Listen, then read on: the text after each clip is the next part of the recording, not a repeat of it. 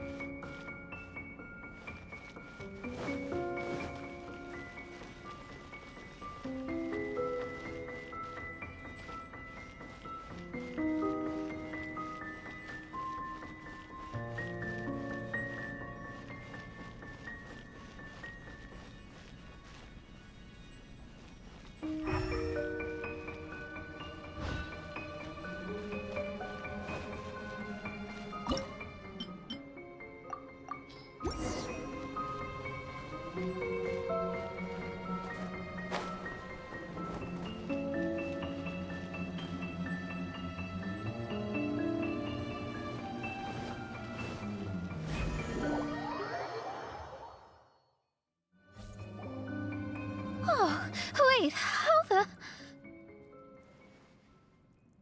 Another house in Mondstadt? What are we doing in my house? Your house? This is your house? My, how unexpected. I heard Lady Magistus lived a modest life, but this abode... Look at the labels on these books on the ground. Only one of its kind? 990,000 mora? Hey, that's super expensive! There are so many expensive-looking hardcovers over here. So this is what an astrologist's room looks like. The rooms are exquisitely designed. This place must be very expensive. Hey, I'm just occasionally out of Mora, that's all. I never said I was a pauper. You're not? Oh, so what about those times I treated you to meals and had you over to my place for dinner? Mein Fräulein, mind your phrasing. Thou wert blessed with the coveted opportunity to enter the palace of the Immenachreich and meet with the Kaiser and Kaiserin der Verurteilung. Or hast thou conveniently forgotten this magnificent occasion? Oh, yes! The stew and cold cuts your mother made were heavenly. I could go for some more of that right now. Lady Magistus, this is not the time for such things. Is that Mondstadt cuisine? I want to try some. I heard Mondstadt has lots of local delicacies, especially meat dishes. Then I shall extend to you the honor of meeting the Kaiser and Kaiserin with me on a future occasion. Really? Hey, we should go too! Now that you mention it, it has been a while since I visited a friend's house. I shall gladly oblige. Oh, but shouldn't we bring some sort of gift? Those two are very kind and understanding, so please, don't worry about that. Just bring yourselves. You seriously have to try her mom's cold cut platter. It's her specialty or something. Anyway, it's simply delightful. Not to interrupt, but perhaps we should start working on the puzzle at hand? Ever since I entered this place, I have found myself most preoccupied with that ornament. Oh, right.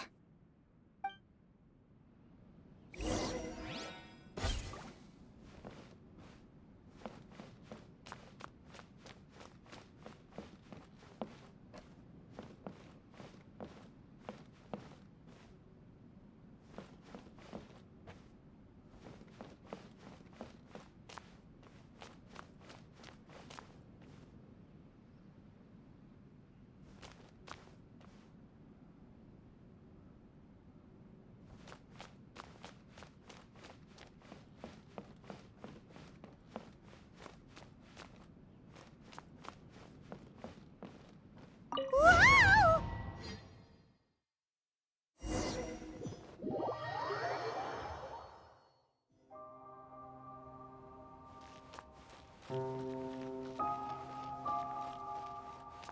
Astrologists are able to understand the most complex signs among the stars. And because of this, they are not allowed to show any arrogance. If one believes that astrology grants them unlimited power, they will face banishment by the stars. In the past, I was ignorant enough to think that I understood all fates in the universe. Maybe it was some form of punishment. But I became lost. You should not get confused. If you should become confused one day, not even astrology will be able to help you then. That's what the old hag said. We astrologists can't predict our own fate.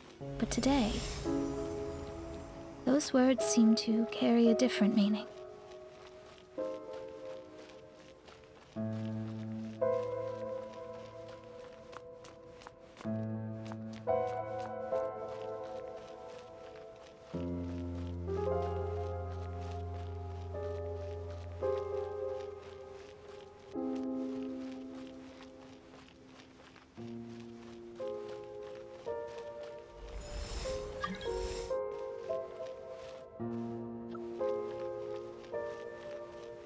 I understand now that people won't always follow a beacon's guiding light. Even though the way forward may be dark and dangerous, they will still resolutely forge ahead.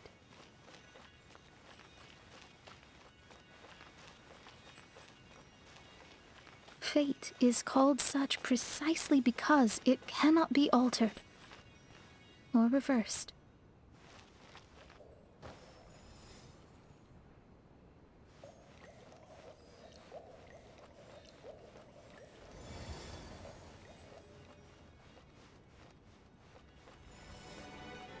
I understand the governing laws of the universe, and have glimpsed secrets between heaven and earth. Observing it is enough for me. There are no perfect legends, and no heroes that can save everyone. Instead of dwelling on my helplessness, what I should do is seize my own destiny.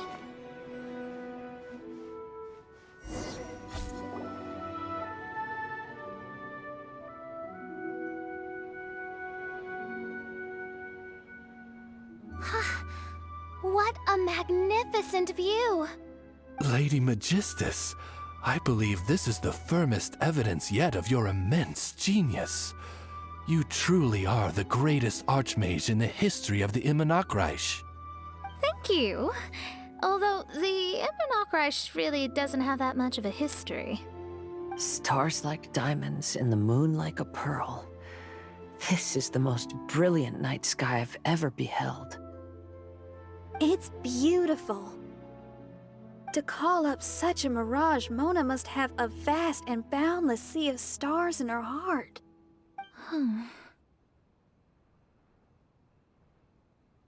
I'm just thinking.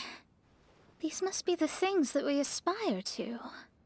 This night sky is incredibly beautiful. In fact, I might go so far as to say it's even more beautiful than what I usually see in divinations. All the stars are in their rightful place. This is definitely my mirage. Only here can I see extraordinary sights like these. Extraordinary? Why do you say that?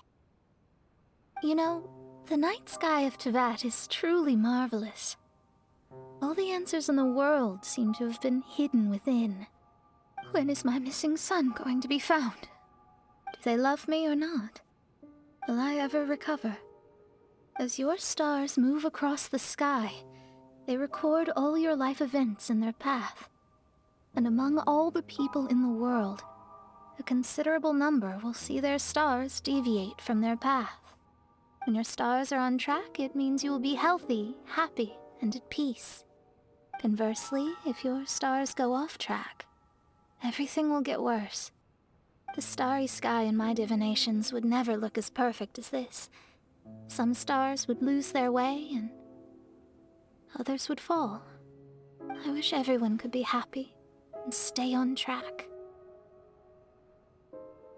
To this end, I offer advice and tell the truth. I know it's useless. All fates are already revealed in the night sky, with mine too, just another among them. I can't change anything. Even so, outside of astrology, outside of the words of truth, I still cling to the wisp of an irrational fantasy. We must all live within the confines of reality, but call me presumptuous. But I still believe in miracles. In this vast sea of stars, there are stars for you, for me, for everybody. What are the chances of one star encountering another? Are these encounters not the most wonderful miracles in all of destiny? I don't know. But within Tevat, the stars in the sky will always have a place for us. Even if astrology is resolutely rational, fate remains arbitrary, cruel, but romantic.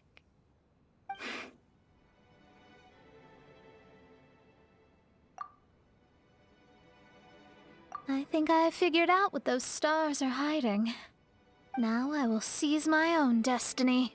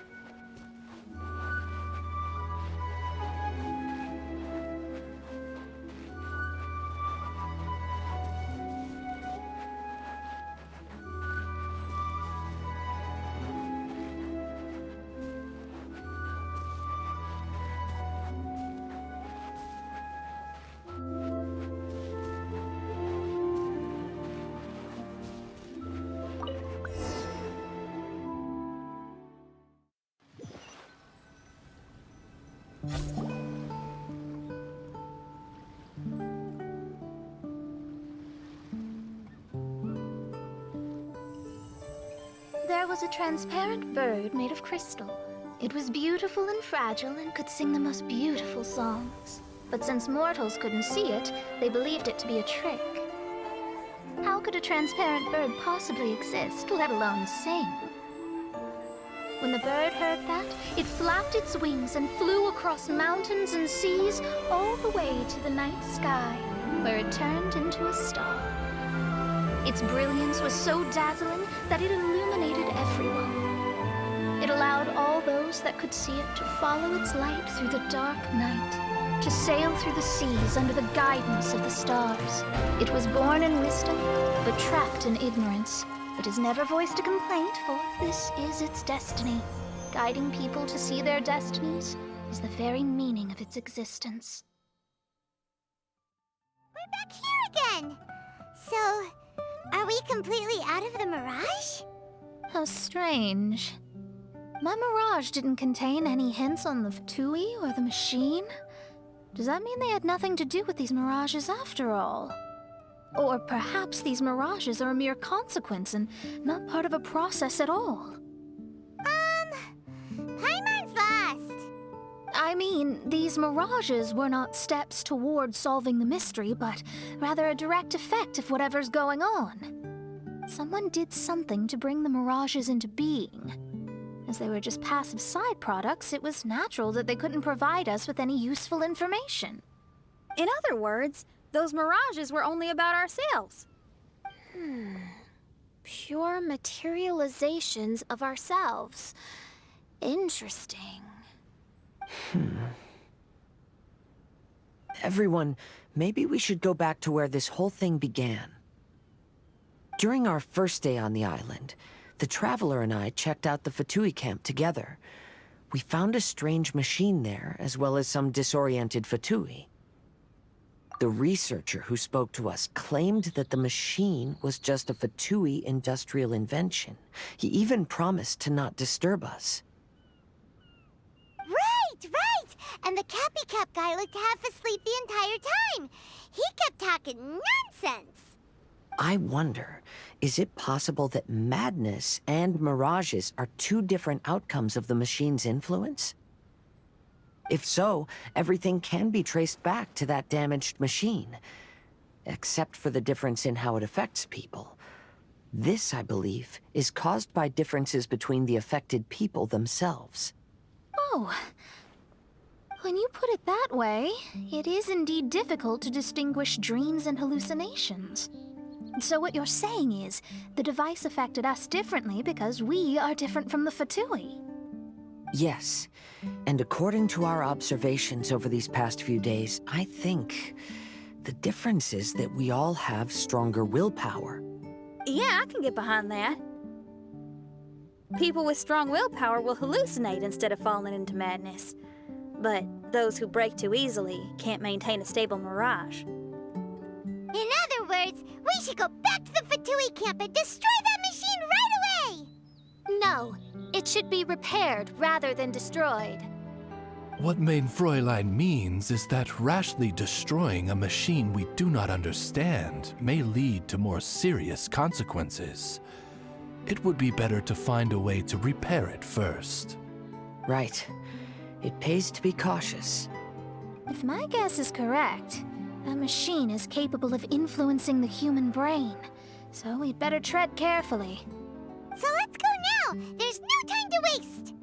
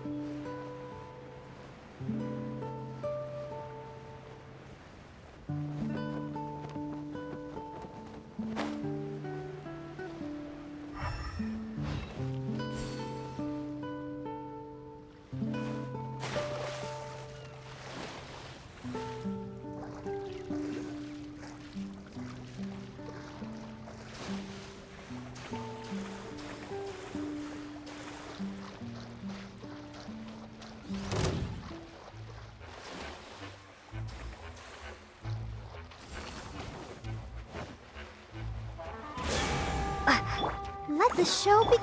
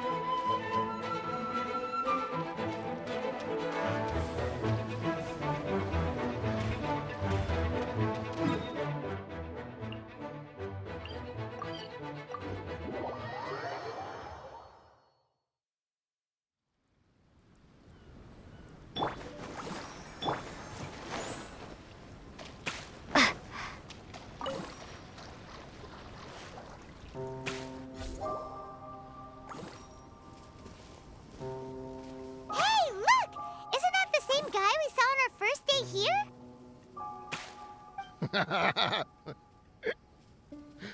Everyone's gone crazy. Everyone should get out of here. Well, they'll never wake up. But I was right, my precious. You are invincible. Precious? What's his precious? A miracle machine. Definitely not impossible. I think he's referring to that machine. What a drunkard. Oh, goodness. The smell of alcohol. Maid Fräulein, please allow me to fan the fumes away with my wings. Excellent. Please, fan them away from me, too. Certainly. I've checked the surroundings, but there's no one else here. Isn't that strange? The Fatui is a big organization, but he's the only one left at this camp.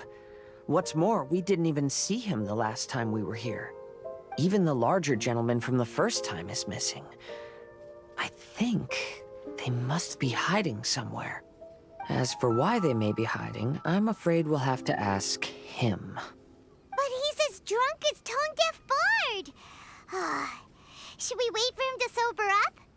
Cleanse him with the holy spring of punishment. Maid Fräulein means to splash him with water. Ooh, sounds like a good idea. Let's try.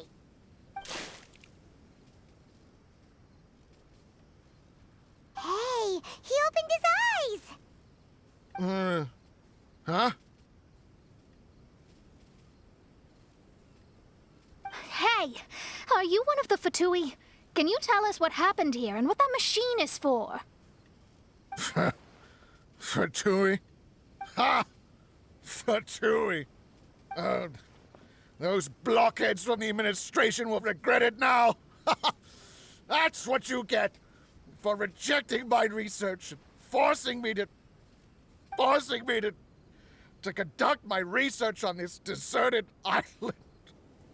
My precious! My precious! Why is he crying? Looks like he has a lot of pent-up emotions. You mocked me! And my precious invention. You don't know anything about the future. Only my invention can help us conquer the world. Idiots. Such idiots. Ow! Don't hit me. I won't blow up the lab again. I'm sorry. I didn't mean to. This man's gone insane. There's no way we can communicate with him. He wasn't like this when we first met him. It looks like the effects have grown worse, to the point of driving him mad. My manuscript. My manuscript. Only that can save. Manuscript? Where is it? Don't yell at me. Don't yell at me. Official, don't yell at him. Then I'll... Let me try. Kind sir, look at me. Now, tell me, where did you hide your manuscript? No. No, don't force me to write a report. Go away. He's completely lost in his own imagination. Allow me.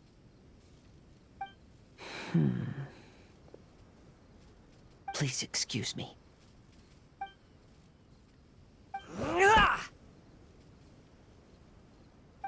Oh! My butt! My brain is finally starting to work again. It's not a mushy mess anymore. Can you tell me where you put the manuscript? The manuscript. The manuscript is in the crack over there. Finally! Otherwise, I was gonna have to blast some of my loudest rock and roll in his ears. Kazuha hesitated for a long time before making a move. He's so nice. Everyone, let's search the stone cracks nearby for the manuscript.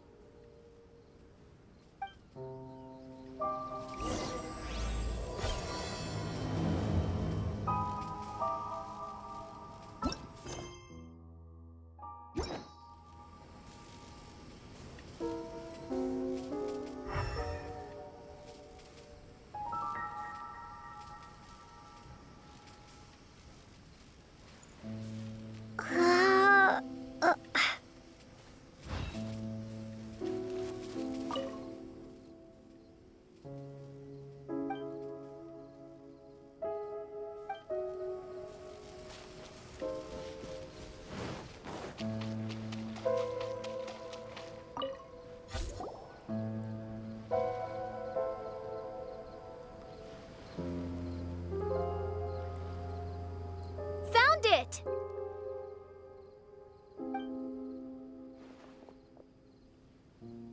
Congratulations! We found the key to solving the problem. Let me see.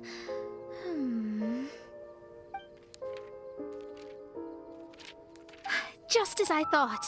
This machinery, named cognitive mimicry, is capable of altering the state of people's brains. It was invented by the researcher we met earlier. His name is Persakov. According to the manuscript, the Fatui officials did not support Persakov's research. They believed he had taken the wrong path. But Persakov insisted on putting his machine to use. In order to achieve that, he disassembled the machine and used his connections to transport the parts to this deserted island. How did they find this island? The Fatui's intelligence network is not to be underestimated. Persakov was dead set on carrying out his experiments on this island. Most of his subjects were junior Fatui soldiers who all signed a waiver beforehand. It looks like they really thought this machine would benefit the Fatui. How does the machine work? That's most likely top secret. The manuscript didn't reveal any details, but Persakov did mention that the machine was modeled after the power of a god. Does that mean there's a god connected to these dreamlike mirages, and the Fatui found a way to research it? Clearly. Otherwise, they wouldn't have been able to reproduce the god's power. Anyway, Persikov's experiment did not go as planned. The machine broke down just days after it was activated. They tried to fix it, but the technologically illiterate Fatui soldiers completely ruined the machine. Even its most important component of all, the crystalline cores, got ejected and disappeared.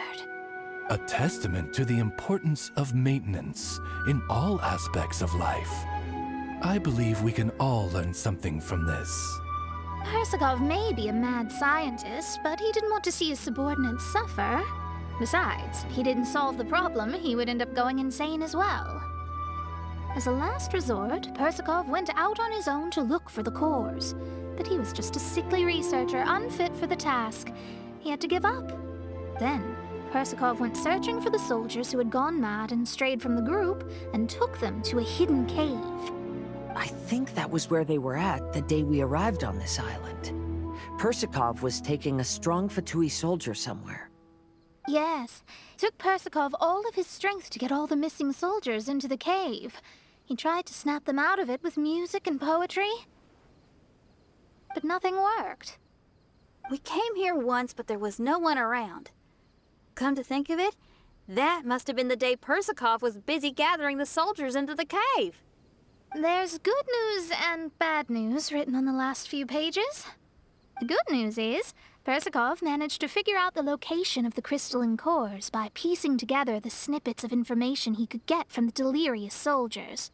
The bad news is Persikov failed to revive them and eventually succumbed to the device's influence himself. The last few pages of the manuscript are just unintelligible drunken scribbles. It appears that the responsibility for this issue now falls to my retainers and I. There's a map in the manuscript.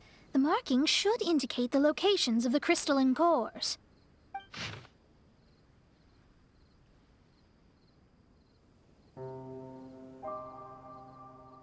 We've got no choice but to find the crystalline cores now!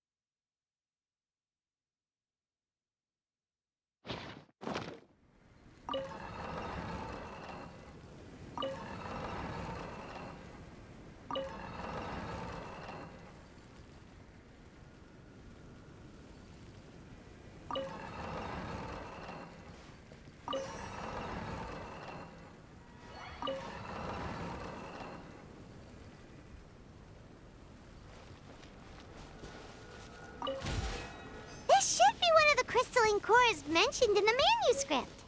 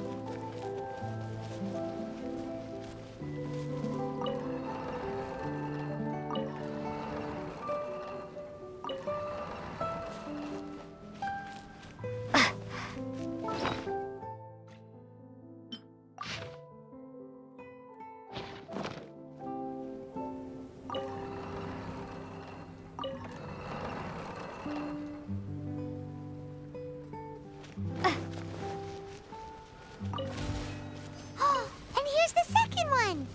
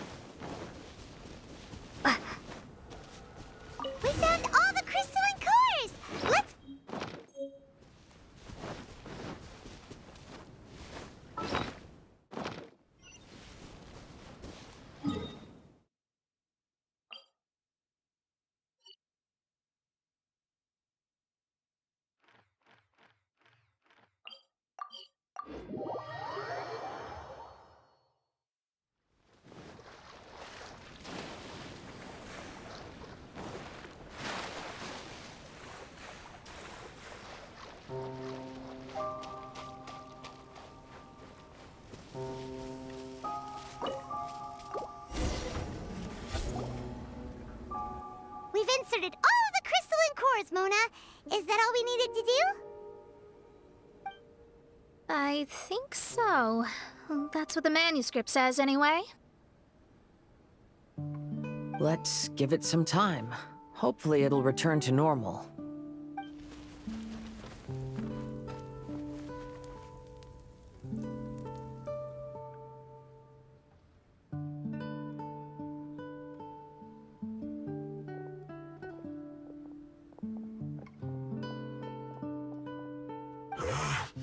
Someone's in our camp. Hey, who are you people? Hold on. Look at the machine. Is it fixed? What? But Mr. Persikov is still lying on the ground over there. We're the ones who fixed the machine! Yeah, you're welcome! We could have had a nice, relaxing vacation if all of this hadn't ended up occupying so much of our time. Apologize to me and my retainers at once. Uh-huh? Oh no, I'm out of here. Hey! Don't leave me here on my own. Mr. Persikov's still there. We need to save him. Those two definitely seem a little more lucid now. It looks like we succeeded. Yay! Let's get out of here then! Paimon wants to spend the rest of this vacation back at our own camp. Yeah, but it feels like our camp now.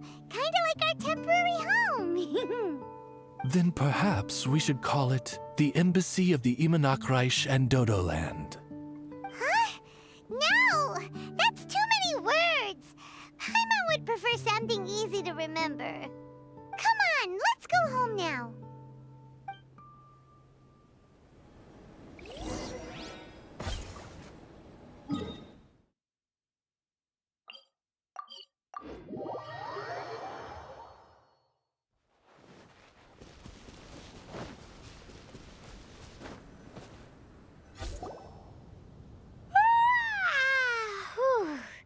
After coming home to a nice big meal, then having a long lie down, Paimon's finally starting to feel relaxed.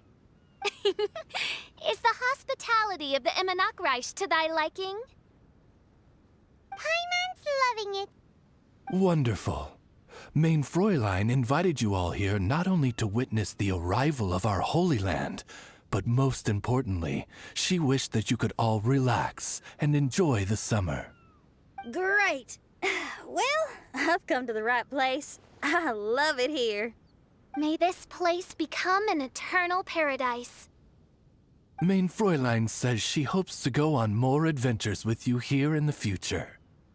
Of course. And you should come find me in Liyue when you get the time. I'll show you around. Oh, also, my friend runs the best restaurant in Liyue. I'm sure you'll love it. If you're into opera, you should go see Yunjin. She's the nicest person, and she likes making friends with new and interesting people.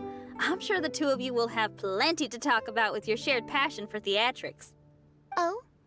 If Lady Xinyan speaks so highly of it, then I must entertain the idea.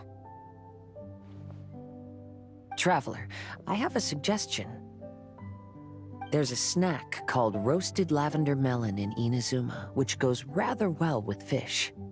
Why don't we roast some fruit and seafood for dinner tonight? Oh? Did you try it in Inazuma? That's great.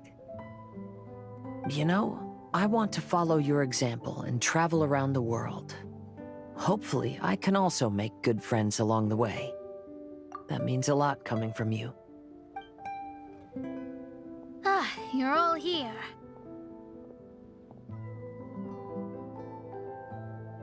I've noticed an issue. Although we've fixed the machine, as you can see, the mirages on the islands have still not disappeared. I've noticed that too. But considering it took some time for the mirages to appear, it may also take some time for them to disappear. Yes, that's definitely possible. In other news, my scryglass seems to be working fine now. The divination results are also looking about right. Although there are some parts in the results that I don't quite understand. It's as if there is some sort of power surrounding us. And it's still watching us. Do you think it's caused by the machine? Or perhaps Persikov? Sorry, I'm also not sure. All I know is that the power is not hostile at the moment. Whatever it is, it doesn't seem to harbor any ill will toward us.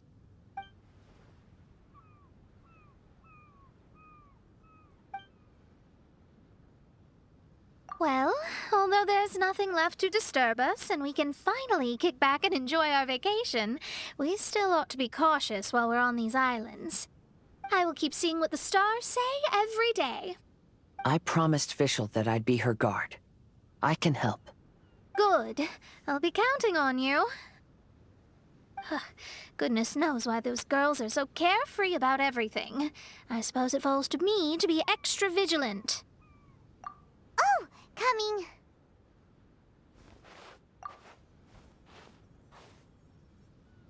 Oh, so we're gonna call the tone-deaf bard, right?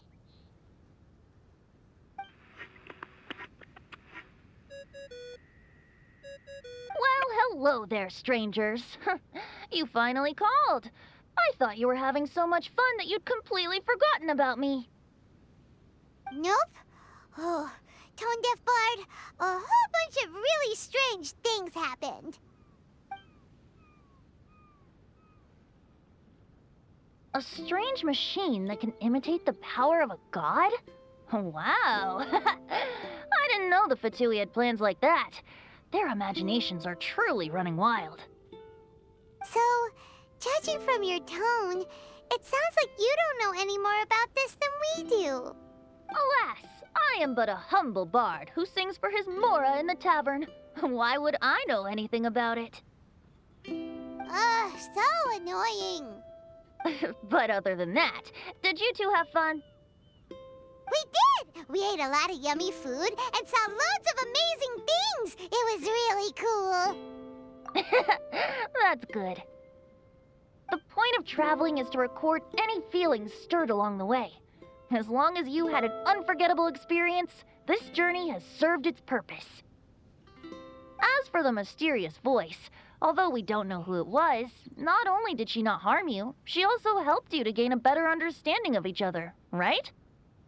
If you look at it that way, maybe she meant you well. I mean, if she was able to intercept Alice's communication tool, I'm sure she's also plenty capable of attacking you. Tone-deaf bard is right. I'm glad to bring you some peace of mind.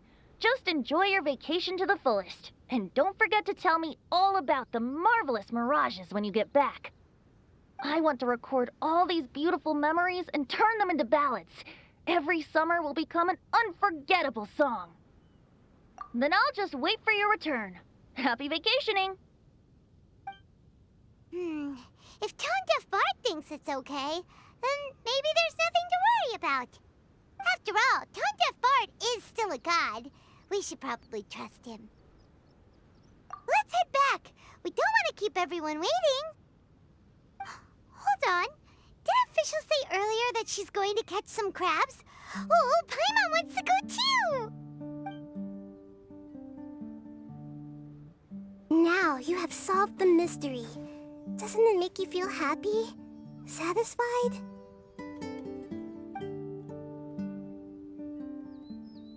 Don't worry, I won't hurt you. I'm just a little bird that sometimes flies by these islands, and am now watching you from far, far away. I just so happened to sense a power here that has something to do with me. I was curious, so I landed on the beach to quietly watch everything that took place on these islands. It was fascinating. The ones who came here to work were so busy, and yet I still saw genuine smiles on their faces from time to time. And then all of you arrived later on, bringing your glorious dreamscapes and wonderful willpower. Your dreams are like the pure and delicate bubbles floating on the water. The more beautiful the illusion, the more it fascinates me. I'm not able to travel myself, but I do admire free spirits like yourself. So, I helped them design a little something for you all. I hope you liked it. As I said, I don't have an agenda. I'm just a little bird. I stopped here to admire your lives, joys, sorrows, and all. You are a special person with a unique and brilliant glow. I decided to communicate with you in this way because I'm really curious about you. There's no need to wonder about my name. Maybe one day in the future, we will meet in another place. When that time comes, I think you'll be able to recognize me.